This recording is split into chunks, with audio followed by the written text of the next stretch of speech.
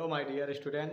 तो आज हम क्लास 9 और 10 दोनों के लिए बहुपद, क्योंकि 9 और 10 दोनों में दिया है दूसरा चैप्टर आपके लिए बहुपद, जो इंग्लिश में होता है पॉलिनोमियल। तो पहले हम इसको समझते हैं कि कैसे क्या है। तो देखिए, बहुपद लिखा है, इसको थोड़ा जा संधि विच्छेद अगर किया जाए तो दो पदों में टूटता है, बहु प्लस पद में।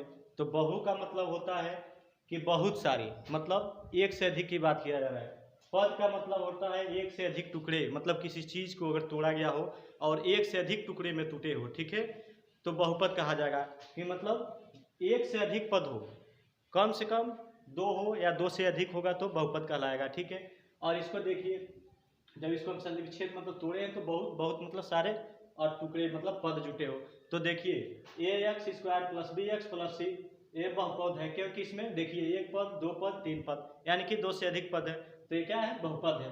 और यहीं पे देखिए ए एक्स इंटू बी, यह बहुपद नहीं है। अब सोच रहे होंगे आप कि क्यों इसमें बहुपद नहीं है, तो इसके पीछे रीजन ये है कि जब भी अगर किसी भी बहुपद को अगर बांटने का काम किया जाएगा तो या तो उसे धनात्मक यानी कि जैसे प्लस होता है, और ऋणात्मक मतलब माइनस, इन्हीं दो चीज़ है जो उसको अलग अलग टुकड़ों में तोड़ते हैं या बांटते हैं, ठीक है। आप अगर यहाँ पे सोच रहे हैं कि ए एक्स इंटू बी के बहुपद नहीं है, तो देखिए अगर ए एक्स इंटू बी लिखते हैं आप, तो इसको वहाँ पे आप ए एक्स इंटू बी लिख दे रहे हैं, तो यहाँ पे एक ही पद है, ना कि दो पद है। इसलिए कभी भी अगर पद की बात किया जाए और तोड़ने की, तो सिर्फ धनात्मक और ऋणात्मक यानी कि प्लस और माइनस है, दो हैं जो उन्हें कभी भी दो अलग अलग पदों में तोड़ सकती हैं।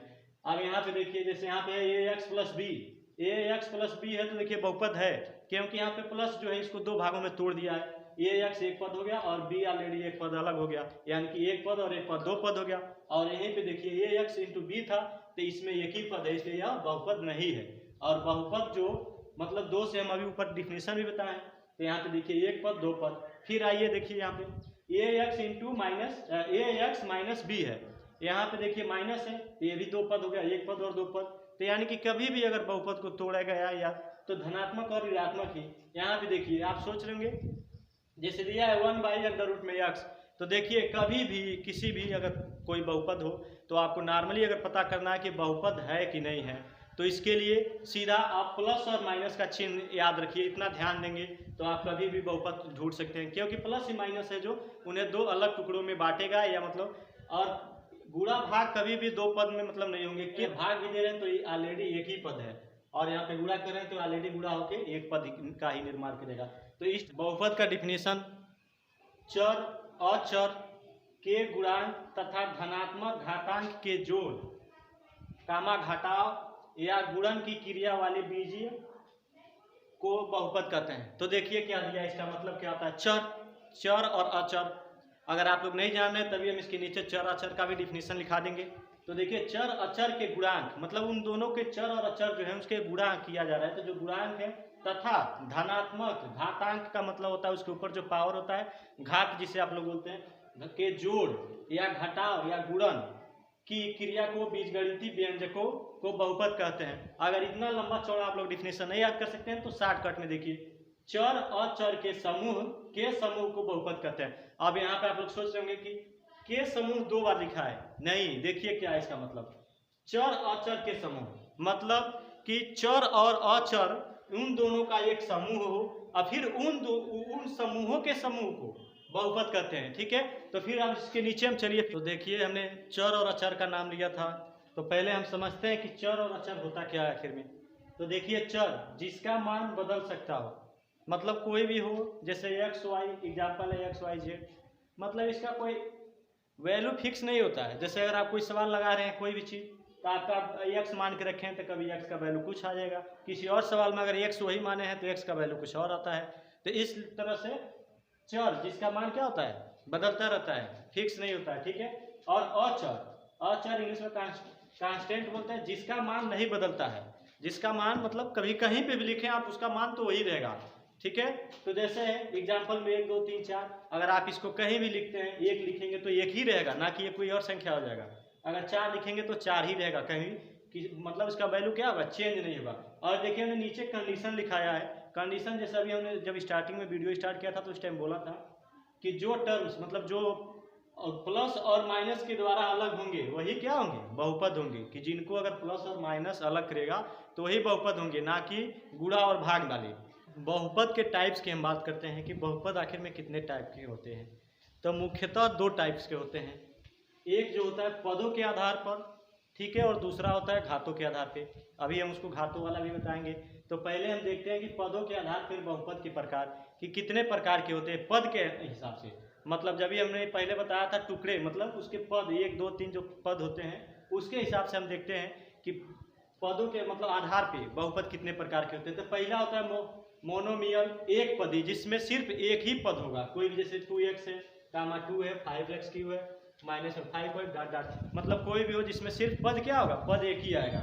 उसके बाद होता है दूसरा बायनोमियल, इसमें होते हैं दो पदी कि इसमें कम से कम आपका दो पद होगा, जैसे x² - x कामा y² + 1 x² + 5 डॉट डॉट, मतलब इसके आगे भी हो सकते हैं कि मतलब मतलब सिर्फ इसमें दो पद की ही बात किया जाएगा, दो से अधिक पद की बात नहीं। दो से अधिक पद की बात करेंगे तो हम हो जाएगा आपका ट्राइनोमियल, त्रिपदी, इसमें त्रिपद होगा, जैसे x² + x + x कामा √2 + 5, यहाँ देखिए कामा 2 √2 प्लस में x -x², इस तरह से डॉट डॉट जो होगा आपका। और फिर देखिए हमने नीचे लिखा है एक एरो बना के। एरो का मतलब रहता है कि कुछ मुख्य चीज़ें हैं जो हमें अलग से बताया जाता है। तो देखिए इसमें लिखा गया है मोनोमियल, एक पदी बहुपद नहीं होते हैं। आप लोग अब सोच रहे होंगे कि आखिर बहुपद में नहीं आता तो फिर इसमें पढ़ाई क्यों जा रहा है। तो देखिए ये बहुपद के प्रकार, ये बहुपद में ही आते हैं, लेकिन इन्हें हम बहुपद नहीं कह सकते हैं, क्योंकि मोनोमियल का मतलब होता है एक पद। और ऑलरेडी हमने इसके पहले जब बताया है कि बहुपद में दो से अधिक, मतलब दो से अधिक की पद की बात किया गया, या कम से कम दो होना चाहिए, लेकिन एक पदी में सिर्फ एक ही पद आ रहा है, इसलिए मोनोमियल जो है कि बहुपद आपका नहीं होगा। तो देखिए हम देखते हैं कि घातों के आधार पे, घात के आधार पे बहुपद कितने प्रकार के होते हैं। तो घात के आधार पे भी बहुपद 3 प्रकार के होते हैं। पहला है लीनियर, रैखिक बहुपद, जिसमें एक चर हो, ठीक है, कोई ऐसा बहुपद जिसमें सिर्फ चरों की संख्या एक हो, और अधिकतम घात, और उस रैखिक समीकरण में जो है अधिकतम घात भी कितना होगा, एक ही होगा, उस चर पे जो भी होगा घात एक होगा। अब देखिए उसके बाद है क्वाड्रेटिक, इसको बोलते हैं हिंदी में द्विघात बहुपद। इसमें अधिकतम घातों की संख्या 2 होगी, ठीक है। इसमें अगर कोई जैसे समीकरण दे रहा है, इसमें जो घातों की संख्या, चरों के ऊपर जो घात होता है उसमें मैक्सिमम आपकी 2 होगा, 2 से अधिक नहीं होगा, क्योंकि अगर 2 से अधिक होगा तो आपका क्यूबिक त्रिघात बहुपद में आ जाएगा, जिसमें अधिकतम घातों की संख्या 3 होती है। जैसे आपका एग्जाम्पल दिया है 6x³ - x कामा 2x³ + 4x + 5x + 7, ठीक है। चलिए हम लोग समझते हैं कि शून्यांक या शून्यांक बहुपद क्या होता है, जीरो ऑफ पॉलिनोमियल। देखिए चर के जगह पर, जैसे अगर कोई संख्या है, चर के जगह पर कोई संख्या रखी जाती हो तो रखी गई संख्या पॉलिनोमियल का मान अगर 0 हो जाता है तो उसे जीरो ऑफ पॉलिनोमियल कहा जाता है। समझिए इसका मतलब क्या होगा।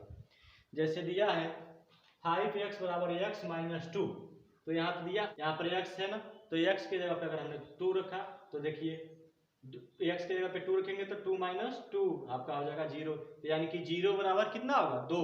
तो वही बोला गया है वैल्यू जो है कितना, 2, यानी कि 2 जो है आपका शून्यांक का वैल्यू जो होगा 2 होगा। यानी चर तो मतलब चेंज होता है और अचर नहीं चेंज होता है। तो इसलिए जो शून्यांकों के बारे में पढ़ रहे थे, जो जीरो ऑफ पॉलिनोमियल, तो वहाँ पे था 5x = x - 2, तो अगर x के जगह पे 2 रखते हैं तो 2 - 2, यानी कि 0 आपका शून्यांक की संख्या कितना, 2 होगा।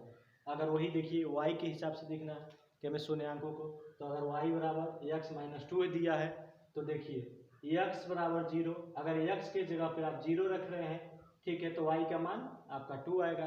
अगर वही x के जगह पे आप 2 रख रहे हैं तो y में आपका मान 0 हो जाएगा। अगर x पे हम 0 रखे हैं, ठीक है, तो x पे जब 0 रखे तो y पे हमारे कहाँ जा रहा है, -2, तो -2 नीचे है, 1 2 -2। आप देखिए सेकेंड में आते हैं, अगर यहाँ पे x में अगर 2 रख रहे हैं, x में 2 रख रहे हैं तो y में कितना आता है, 0, यानी कि सीधी रेखा खींचा जा रहा है। और आपका पूछा है शून्यांक, तो यानी कि शून्यांक कितना है, x अक्ष पे जो काटता है, तो यानी कि एक बार काटा है, तो आपका शून्यांक कितना होगा, 1। और देखिए एक चीज यहाँ पे हमने लिखा है, पॉलिनोमियल की अधिकतम घात ही उसके उसको अधिकतम x डैश h को काटती है। जैसे क्लास 10th का पहला में दिया है, आपका क्वेश्चन भी दिया है कि शून्यांकों की संख्या ज्ञात कीजिए कि x एक्सिस पे कितने बार काटा है। तो अगर आप लोग को जैसे कहीं एग्जाम दे रहे हैं, अगर नॉर्मल पूछा है तो बिना देखे मैक्सिमम अगर पूछता है तो मैक्सिमम जितना घात दिया रहेगा, ठीक है, अधिकतम घात, जैसे अगर कोई बहुपद है उसका अधिकतम घात जितना होगा x